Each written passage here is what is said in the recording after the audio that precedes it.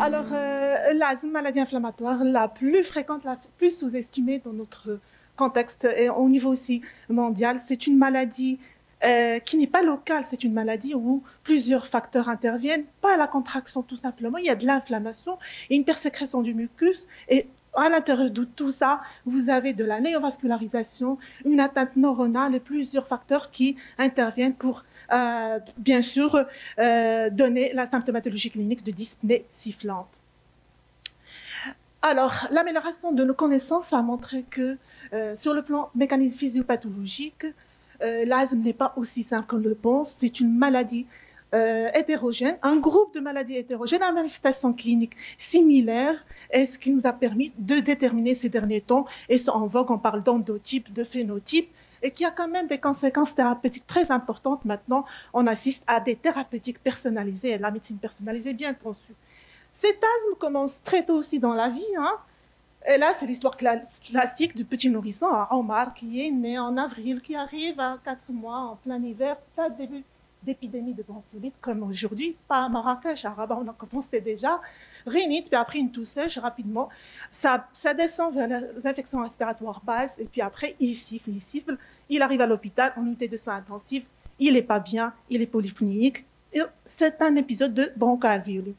Alors, se pose la question, chaque fois qu'on a une bronchoalvéolite hospitalisée au service ou en unité de soins intensifs, on se pose la question, comment il va évoluer? Regardez, on peut avoir une guérison avec un enfant floride, comme on peut avoir des séquelles pulmonaires du virose. Donc, je vous dis que c'est vraiment difficile à vivre et à accompagner cet enfant avec une bronchiolite oblitérante importante. Et bien sûr aussi, les pneumos, ça vient ça chez l'adulte, avec un aspect en mosaïque sur le scanner. Après, on peut évoluer vers l'asthme. Et pourquoi cette évolution différente pour une même infection? Je ne peux pas vous répondre ni par rapport au pourcentage de chaque évolution, mais il y a des études de cohortes qui ont déjà commencé bien avant que je commence ma médecine, et vous avez des cohortes de Tucson, la cohorte et plusieurs descriptions qui montrent que finalement, il y a plusieurs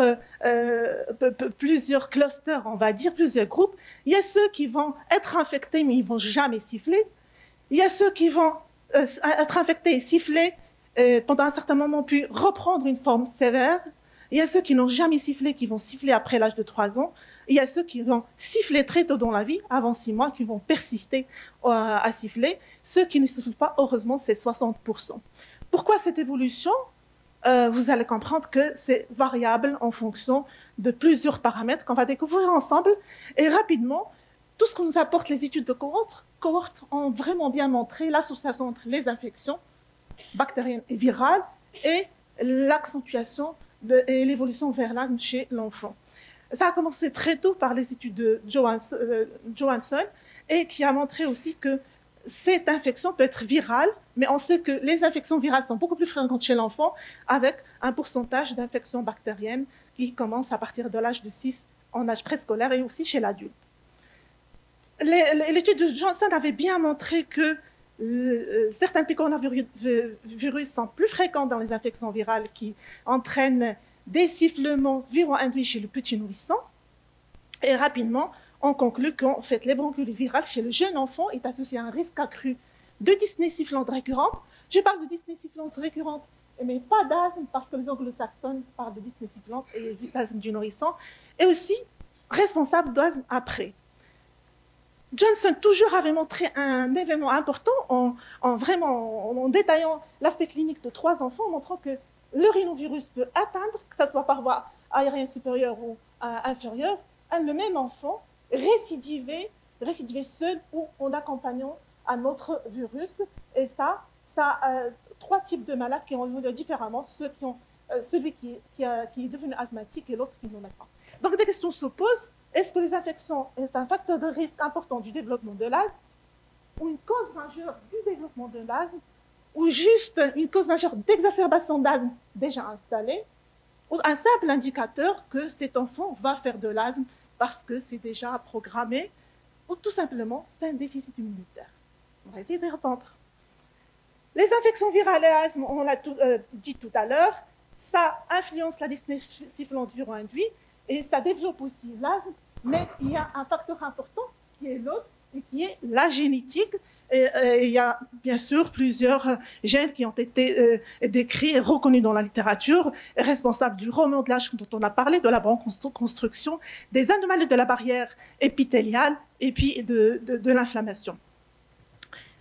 L'importance aussi pour avoir une telle ou telle évolution, chez les prématurés, on en a vu, une fréquence importante d'évolution vers l'asthme. Pourquoi? Parce qu'on pense qu'il y a un problème d'immaturité immunitaire qui fait que cet enfant, ce prématuré, va faire de l'asthme après. L'atopie du nourrisson, l'intensité de sécrétion du mucus en réponse à une infection, les voies neuronales qui sont responsables d'une hyperréactivité bronchique. Donc, je vous ai dit que l'asthme, ce n'est pas seulement la construction, mais la participation de ces voies neuronales, et aussi la capacité de ce nourrisson à développer une immunité contre ces agents pathogènes. Il y a d'autres facteurs qui interviennent et qui corroborent à évoluer vers telle et telle situation. Les facteurs environnementaux, les allergènes, la flore microbienne, les pollutions atmosphériques, et j'insiste sur le tabac, qui entraînent un déséquilibre dans l'immunité antivirale et les réponses antivirales chez ce nourrisson. Alors, il y a une autre question qui se pose, c'est les études cliniques et les cohortes qui ont posé cette question. Est-ce que la souche virale influence-t-elle dans le développement de l'asthme ou le risque d'exacerbation? La réponse est oui, parce qu'on a vu que certains virus ne sont pas associés ou un risque modéré d'évoluer vers la dyspnée sifflante, mais il y en a d'autres qui sont importants. Je vais parler spécifiquement du rhinovirus, qui est vraiment impliqué dans cette thématique. C'est un virus ARN avec une diversité génétique très importante, supérieure à 160 gènes, et classé en 3 sous-types. Et on a retrouvé en fait que le sous-type C, l'espèce C, était responsable de l'asthme, à tel point que certains auteurs disent qu'il est asthmagénique. Alors, pourquoi on a parlé de ça? Parce que finalement, on a eu dans des cohortes, 40% des nourrissons hospitalisés ont des dyspnées sifflantes dues au rhinovirus, et que ce rhinovirus est associé à des formes graves, des formes de nourrissons qui sont hospitalisés en unité de soins intensifs et en réanimation.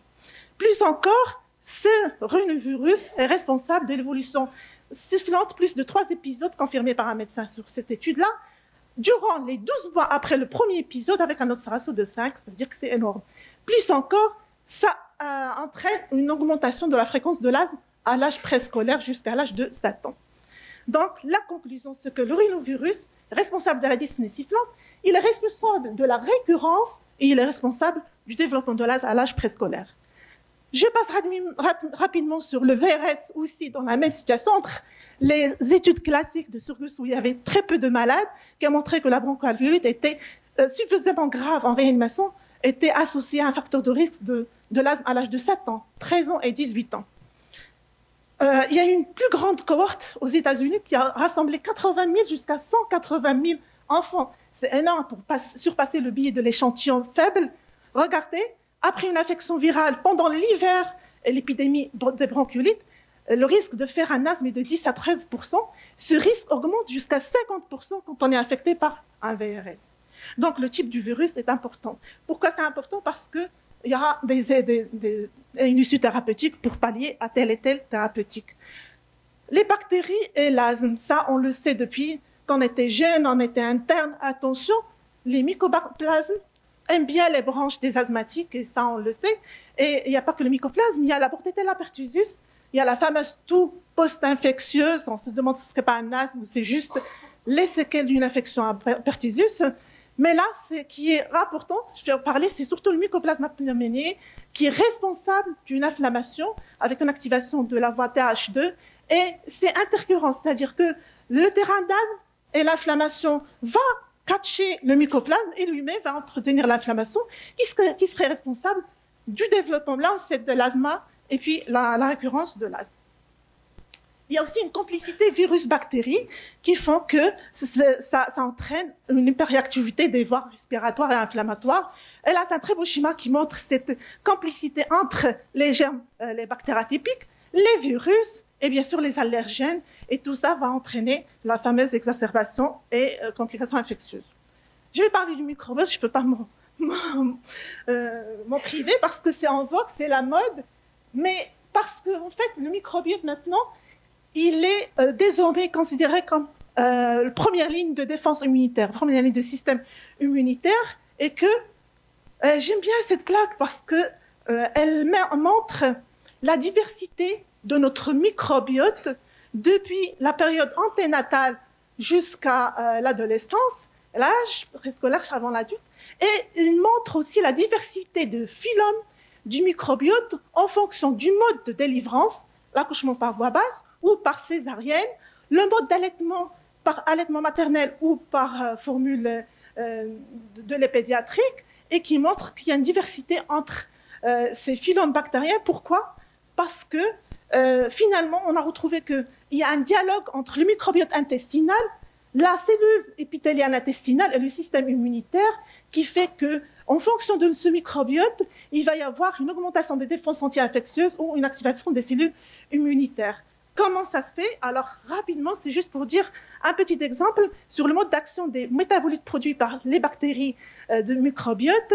Alors, le polysaccharide de type A de certains bactéroïdes fragilistes va entraîner bien sûr, mise en place des cellules dendritiques qui vont manufacturer ces polysaccharides, présentés aux lymphocytes T et qui vont faire activer le lymphocyte T vers un T régulateur qui va sécréter l'interleukine 10. Pour ça, c'est important parce que ce dialogue entre le microbiote et la manufacture de la cellule souche de la cellule dendritique va entraîner soit une tolérance par une balance qui va aller vers la prolifération des TGF-bêta, des cellules TGF-bêta et des cellules sécrétant l'interleukine 10, ou bien vers la dysimmunité à l'allergie en allant vers la balance de la sécrétion, de l'activation des cellules TH17, neutrophiliques, le profil TH2 et le profil TH1 vers sécrétion d'interféron gamma.